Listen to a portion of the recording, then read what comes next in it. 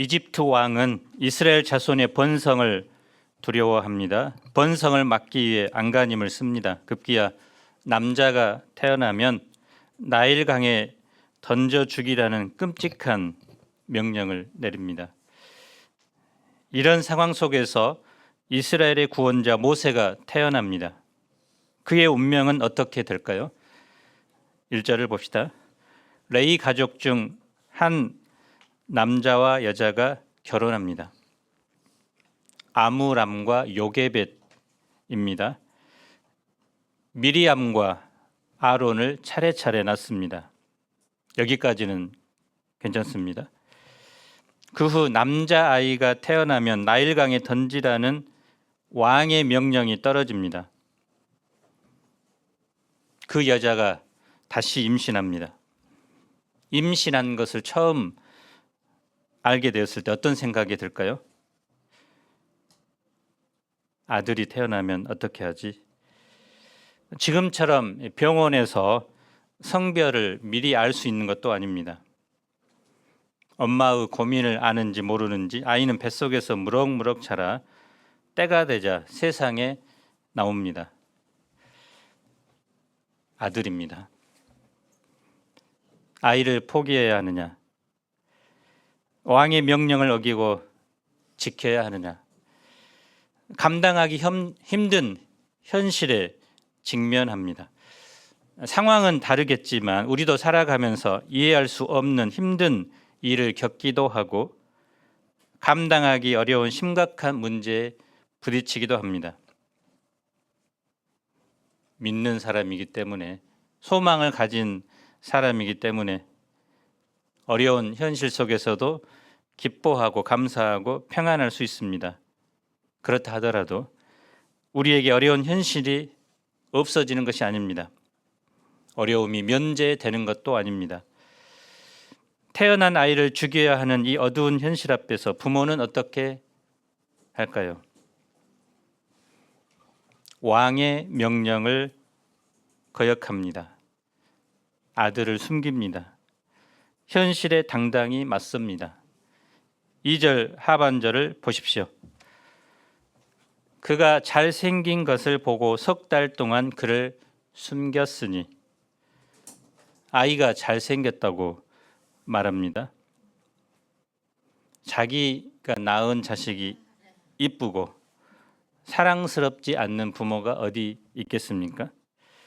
그런데 그 잘생김이 이집트 왕의 명령을 어기고 생명을 내걸고서라도 그 아이를 지키고자 한 이유입니다. 단지 부모의 눈에만 이 아이가 잘생겨 보였다는 것이 아닙니다. 사도행전 7장 20절은 하나님 보시기에 아름다운지라라고 말합니다. 히브리서 저자는 또 이렇게 말합니다.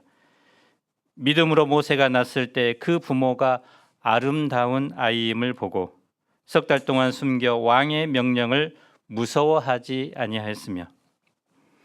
잘생겼다. 우리 형제들이 잘생기면 좋겠죠.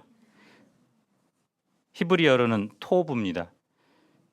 하나님께서 세상을 창조하신 후에 반복해서 보시기에 좋았더라.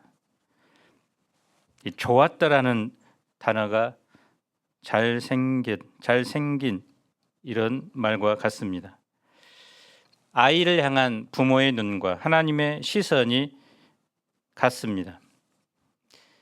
이집트 왕의 살기등등한 명령과 죽음의 물결이 가득한 그곳에서 하나님은 보시기에 좋은 생명의 역사, 창조의 역사를 이루고자 하십니다. 아이를 향한 부모의 눈은 당시 이스라엘을 향한 하나님의 눈입니다. 그리고 우리를 향한 하나님의 시선이기도 합니다. 그래서 우리의 가족, 자녀, 회사의 동료, 또 캠퍼스 학우들을 하나님의 시선, 토부의 시선으로 바라보면 우리는 목숨을 걸고서라도 그들을 사랑하고 돌볼 수 있습니다. 아이가 태어난 지 석 달이 지납니다. 석 달은 아이에게 부모의 보호와 사랑이 절대로 필요한 기간입니다. 우리나라에 출생 100일이 되면 무슨 잔치를 하죠? 100일 잔치. 요즘은 별로 안 하죠. 부모는 이때 또 한 번 중요한 결정을 내립니다. 3절을 읽겠습니다. 시작.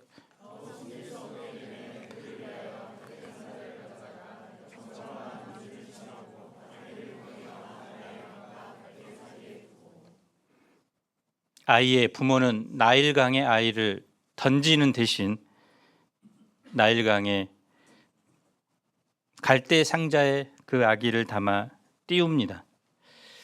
이때 엄마의 마음을 담은 노래가 요게벳의 노래죠. 네, 우리 엄마들은 이 마음을 이해하겠죠?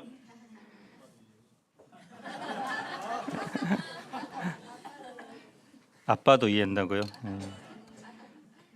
삶의 참 주인, 참 부모인 하나님께 아이의 운명을 맡깁니다. 갈대는 나일 강가에서 흔히 볼 수 있는 파피루스입니다. 3m까지 자라고 이걸 통해서 종이, 매트, 상자, 샌들 등 다양한 물건을 만들어 사용합니다. 부모는 파피루스를 엮은 상자에 물이 스며들지 않도록 역천과 나무진을 꼼꼼히 칠합니다. 이 상자라고 되어 있는 단어는 히브리어로 테바입니다. 성경의 두 곳에서만 나오는 특별한 단어입니다. 오늘 본문에 테바가 나오고 또 다른 곳은 창세기입니다. 노아가 만든 방주가 테바입니다. 노아도 테바를 만들었고 아이 부모도 테바를 만들었습니다. 노아의 방주가 인류의 씨를 보존하는 도구라면 갈대 상자는 이스라엘의 구원자를 보존하는 도구입니다. 갈대 상자와 노아의 방주에는 공통점이 있습니다. 물에 단순히 뜰 수 있게 만들어졌다는 것과 그 방향을 조정하는 키가 없다는 것입니다. 강이 위에 띄어졌지만 방주나 갈대 상자 모두 그 안에 탄 사람이 그 배의 방향을 정할 수가 없습니다. 아기가 갑자기 막 운전하지는 않겠죠. 속도도 조절할 수 없습니다. 방주의 방향, 속도를 정하는 것은 오직 하나님입니다. 하나님은 물결을 사용하셔서 방주의 방향을 정하십니다. 하나님이 이끌어가는 우리 인생도 마치 갈대 상자나 방주와 같습니다. 우리가 배의 키를 쥐고 있지 않습니다. 하나님이 우리 인생의 방향과 속도, 어디에 머무게 될지를 결정하십니다. 우리의 선장은 내가 아니죠. 하나님입니다. 내가 선장이 되어서 사는 인생은 수많은 죄악의 물결에 휩쓸려서 결국은 좌초되고 맙니다. 그러나 하나님이 선장이 되셔서 이끌어가는 인생은 하나님의 선하신 인도하심을 경험하게 되고 결국은 하나님의 계획을 이루고 소원의 항구로 도착하게 됩니다. 5절을 읽어봅시다. 시작.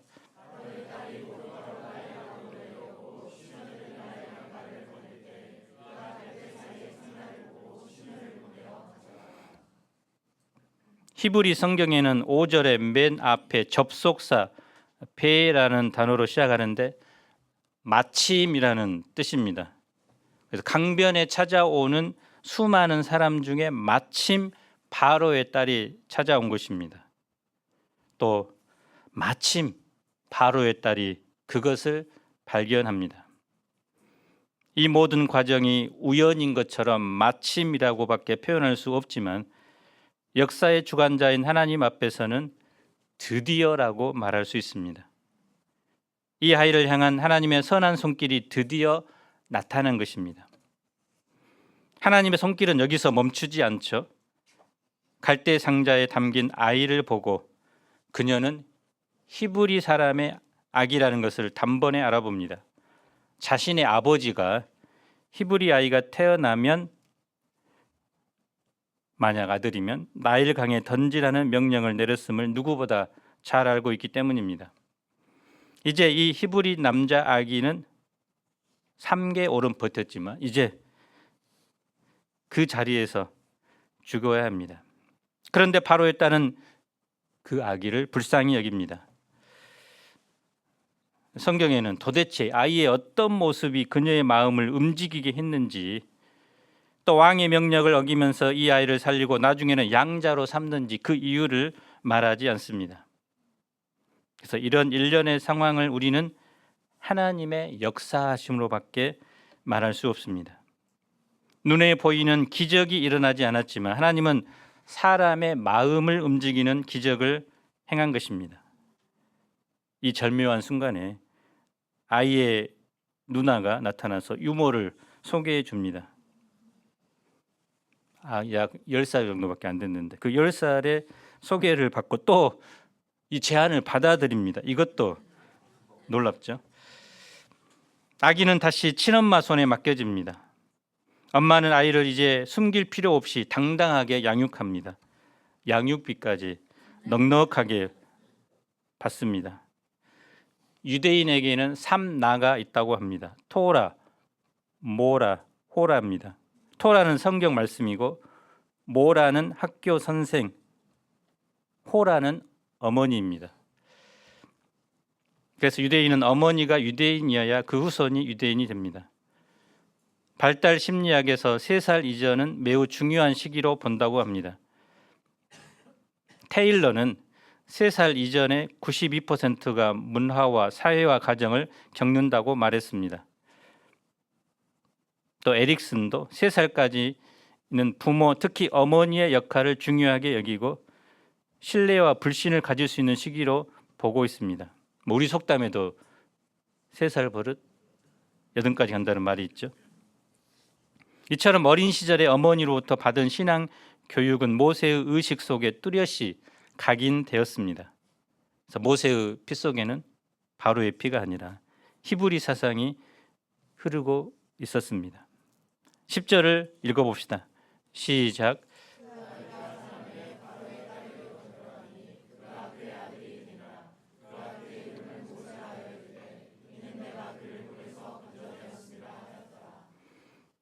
하나님께서 계획하신 것을 인간이 방해할 수 없죠.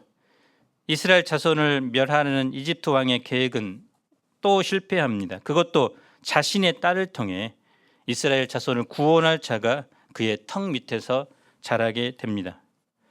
모세는 이집트가 제공하는 최고의 것들을 누리며 최고의 교육을 받습니다. 궁중 교육은 한마디로 지도자 교육이었습니다. 사도행전 7장 22절은 모세가 애굽 사람의 모든 지혜를 배워 그의 말과 하는 일들이 능하더라고 말씀합니다. 철학, 역사, 문학, 법학, 수학, 과학, 수사학, 천문학, 군사학 등 학문에 통달하고 각종 무술과 예절을 배움으로써 왕도를 몸에 익혔습니다. 이런 지도자 교육은 후에 이스라엘 자손을 약속의 땅까지 인도하는 것, 그리고 모세오경을 집필하는 데 기초가 되었습니다. 인문의 스펙을 타고 가라는 책을 보면 그 외국 회사에 근무하려면 외국어 전공 책을 10만 페이지 이상 읽으라는 내용이 나오는데요. 10만 페이지는 400페이지의 책 25권의 분량입니다. 초중고 또 대학 교육이 궁중교육의 시기라고도 할 수 있습니다. 이 시기는 학문의 기초를 쌓는 중요한 시기입니다. 성경 공부는 좋은데 전공은 싫다, 이런 분들이 있어서 자주 이제 수업에 빠지기도 하죠. 그러나 하나님은 그 세상 학문을 통해서도 하나님이 쓰실 만한 지도자로, 사람으로 키우고 계십니다. 그래서 수업 빠지지 마시고 절대적으로 듣기 바랍니다. 그래서 이런 중요한 시기를 헛되이 보내서는 안 됩니다. 모세라는 이름처럼 물에 빠져 죽을 아기가 이집트 왕자가 되었습니다. 이 일을 이룬 자가 누굽니까? 세 여자죠. 모세가 태어났을 때 그가 잘생긴 것을 본 어머니, 갈대 상자에 담겨 우는 아기를 불쌍히 여기고 양자로 삼은 바로 왕의 딸, 멀리서 보고 있다가 두 사람 사이를 연결해 준 모세의 누나, 엄마의 믿음, 누이의 재치, 그리고 아기를 불쌍히 여기는 공주의 마음이 모세를 보호하였습니다. 세 여자로 인해 죽음의 강 나일은 생명의 강이 됩니다. 그런데 그 이면에 보이지 않지만 모세를 살리고 그 삶을 인도하고 있는 분은 누굽니까? 그의 참 부모, 삶의 참 주인인 하나님입니다. 하나님이 택한 자녀의 배후에는 우리의 참 부모, 주인인 하나님이 계십니다. 그 하나님께서 내 인생도 친히 섭리하고 인도하고 계십니다. 11절을 봅시다. 읽어보겠습니다. 시작.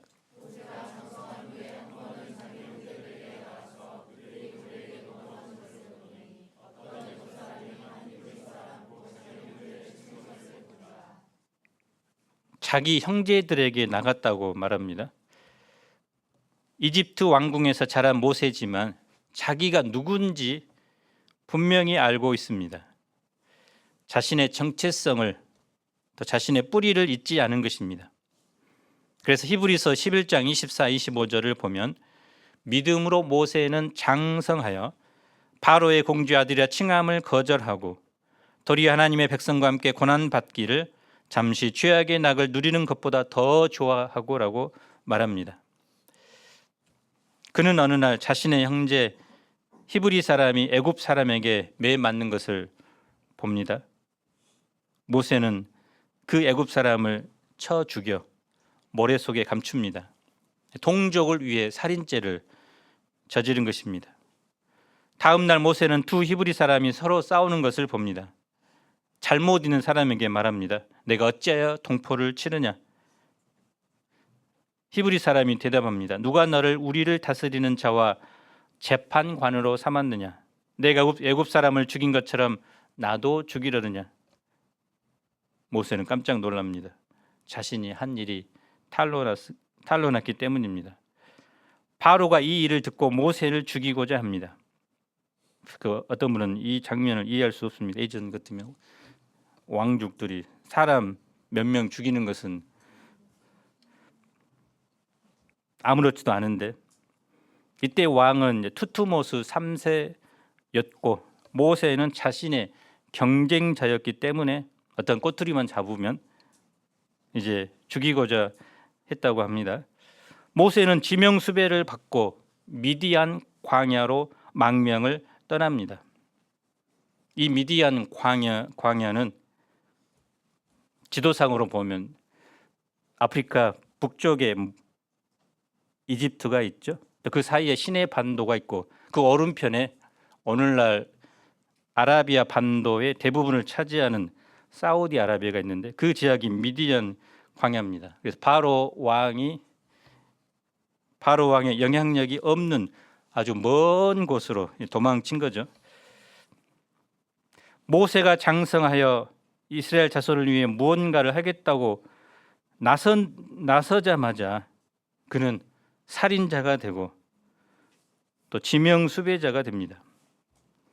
자신이 가진 특권, 힘으로 동족을 구원할 수 있다고 생각했는데 그 생각은 철저한 착각이었습니다.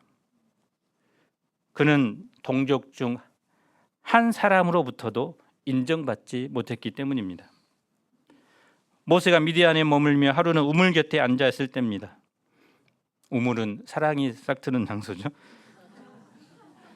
믿음의 조상들을 보면 대부분 우물에서 썸씽이 있었습니다.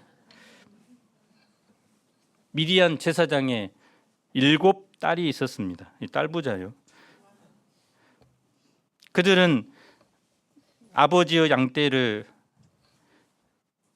키우는 목자들이었고 또 양떼들에게 물을 먹이려고 옵니다. 그런데 근처에 목자들이 여자들이라고 무시를 하고 그들을 쫓아버리죠. 이때 모세가 일어나서 말발로 또는 애굽에서 배운 무술로 목자들을 단번에 제압하고 그녀들이 양떼에게 물을 먹이도록 도와줍니다. 7 처녀들이지 뿅 갔겠죠. 평소보다 일찍 돌아온 딸들을 보면서 아버지가 왜 빨리 돌아왔는지 묻습니다. 목자들이 딸들을 괴롭히는 일이 늘 있었기 때문입니다. 아버지는 그 사람을 어찌 내버려 두고 왔느냐며 모세를 청해서 음식을 대접합니다. 그리고 그의 딸 십보라를 모세에게 아내로 줍니다. 이제부터 모세의 기나긴 처가살이, 광야살이가 시작됩니다. 무려 40년 동안 이집트를 호령하던 자가 이제 장인의 양떼를 치는 목자가 됩니다. 이때 모세의 마음이 어떠했을까요? 아들을 낳자마자 모세는 게르솜이라고 부릅니다. 내가 타국에서 나그네가 되었다. 모세가 누굽니까? 미디안 사람을 모세를 이집트인이라고 생각했습니다. 하지만 모세는 이집트 사람이 아니죠. 그렇다고 미디안 사람도 아닙니다. 히브리 사람이지만 동족으로부터 거부당한 사람입니다. 현재는 처가살이합니다. 옛날에 겉보리 서말만 있어도 처가살이는 하지 않는다는 말이 있습니다. 그만큼 처가살이가 쉽지 않기 때문입니다. 모세는 6명이나 되는 처제들의 등살에 마음고생이 많았습니다. 자기 양도 아닌 장인의 양떼를 치면서 광야를 이리저리 떠돌았습니다. 조상인 야곱보다 더 이제 고생하죠. 이 기간 모세는 어떻게 되었을까요? 손은 거칠어지고 얼굴은 검게 그을리고 옷은 흙먼지로 뒤덮여 있었습니다. 이곳에서는 그가 이집트에서 배운 학문, 재능은 아무 쓸모가 없었습니다. 종일 말 못하는 동물들과 함께하면서 나중에는 입이 뻣뻣하게 되었다고 말합니다. 그는 광야에서 철저하게 고독을 씹으며 나그네 생활을 합니다. 모세는 철저히 잊혀진 인물이 됩니다.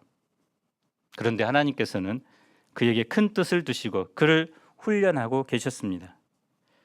자기 힘을 빼는 훈련입니다. 모세는 자신 이집트 왕자일 때 동족인 히브리 사람들을 구원할 수 있으리라 여겼습니다. 하나님은 이런 모세의 생각과 계획을 무너뜨렸습니다. 아직은 부족해. 자신의 무능함을 철저히 깨닫고 오직 하나님만 바라보는 사람이 되도록 훈련하셨습니다. 출애굽기의 시작부터 지금까지 하나님은 결코 무대의 중심에 나타나지 않습니다. 아니, 숨어 계셨다고 하는 편이 더 낫습니다. 하나님은 역사 중심의 무대에서 숨어 있으시지만 절대 활동하지 않는 분은 아닙니다. 400년의 세월을 지나 진정한 역사의 영웅이신 하나님이 베일을 벗고 드디어 등장합니다. 23절을 읽어봅시다. 시작.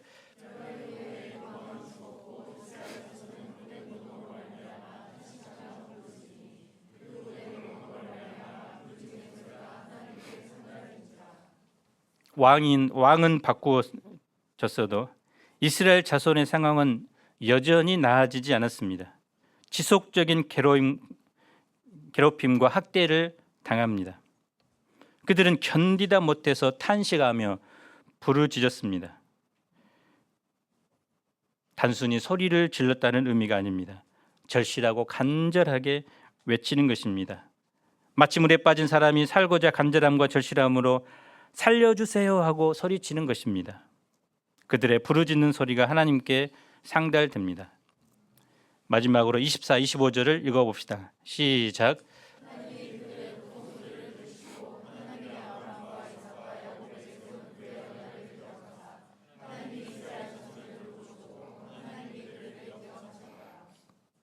하나님이 이 문장 속에 하나님이라는 주어가 4번 나옵니다. 하나님이 벌떡 일어나서 역사 속으로 성큼성큼 들어오십니다. 그 하나님이 하시는 일이 4개의 동사 들으시고 기억하사 돌보셨고 기억하셨더라라고 표현되어 있습니다. 하나님이 그들의 고통 소리를 들으셨습니다. 아브라함과 이삭과 야곱에게 세운 그의 언약을 기억하셨습니다. 그리고 이스라엘 자손을 돌보셨습니다.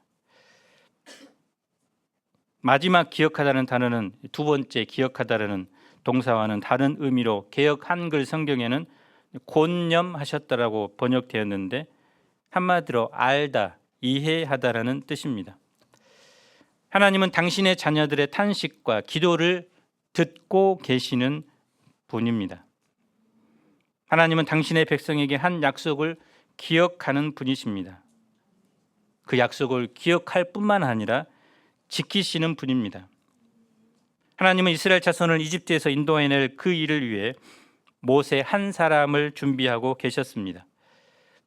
조상들에게 준 땅, 곧 약속의 땅이 가나안이기 때문에 그들이 지금 서 있는 그 고통스러운 이집트가 아니라 그들은 가나안으로 들어가게 됩니다. 하나님은 이스라엘 자손을 기억할 뿐만 아니라 돌보시는 분입니다. 돌보셨다는 말은 배려하다, 염려하다는 뜻인데요. 요즘 많이 쓰는 말 중에 하나가 돌봄입니다. 노인 돌봄, 공동체 돌봄, 돌봄 교실, 현재 전국 초등학교에 거의 돌봄 교실이 있다고 합니다. 찰스 스펄전 목사님은 하나님이 우리를 돌보시는 것을 알 때 우리의 모든 슬픔이 사라진다라고 말했습니다. 호주의 닉 부이치치는 양팔과 양다리가 없는 몸통만 있는 중증 장애인이죠. 그는 평생 남의 짐이 될 수밖에 없는 자신의 몸을 보고 8살 때부터 자살 시도를 합니다. 그런데 어느 날 성경 말씀에서 자신을 돌보시는 하나님을 깊이 만납니다. 돌보시는 하나님을 만났을 때 그는 모든 역경을 이기고 많은 사람에게 감동과 희망을 주는 사람으로 변합니다. 하나님은 마찬가지로 우리를 돌보시는 돌봄의 하나님입니다. 하나님은 우리를 돌보셔서 위험과 좌절과 실패와 낙심에서 희망의 길로 우리를 걸어가게 하십니다. 하나님은 한순간도 우리를 놓치지 않고 돌보시고 계십니다. 특별히 하나님은 예수님의 십자가 대속의 죽음과 부활을 통해서 죄인된 우리 인간의 역사 속으로 걸어오셨습니다. 인간의 몸을 입고 오신 예수님은 우리를 속속들이 알고 이해하십니다. 그래서 인생의 모든 죄와 고통의 짐을 주님께 내려놓을 때 우리는 그분이 주시는 풍성한 은혜와 쉼을 누릴 수 있습니다.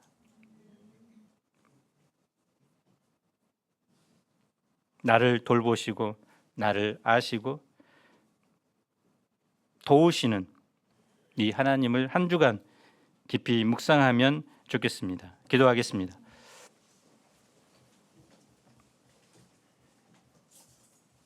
거룩하신 하나님 아버지, 이스라엘의 구원자로 모세는 태어났지만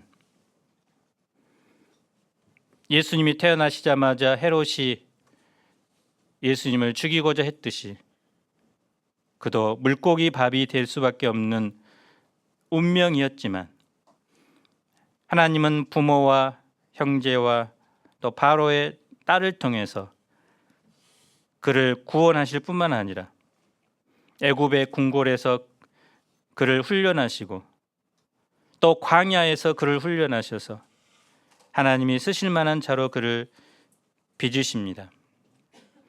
하나님은 결코 이스라엘을 외면하고 버리시지 않습니다. 또 우리를 결코 외면하거나 버리시는 분이 아닙니다. 우리의 탄식 소리를, 고통 소리를 들으시고 또 언약을 기억하시고 친히 돌보시는 사랑의 하나님이십니다. 이 하나님을 우리가 늘 깨닫게 하시고 이 하나님의 풍성한 은혜와 돌봄을 맛보는 삶을 살아가게 축복하여 주옵소서. 이 시대 직장과 또 캠퍼스에서 주님의 돌봄을 간절히 바라는 그 영혼들, 그들을 주님께로 인도하는 귀한 사명 저희가 감당할 수 있도록 축복해 주시기를 기도합니다. 예수님 이름으로 기도합니다. 아멘.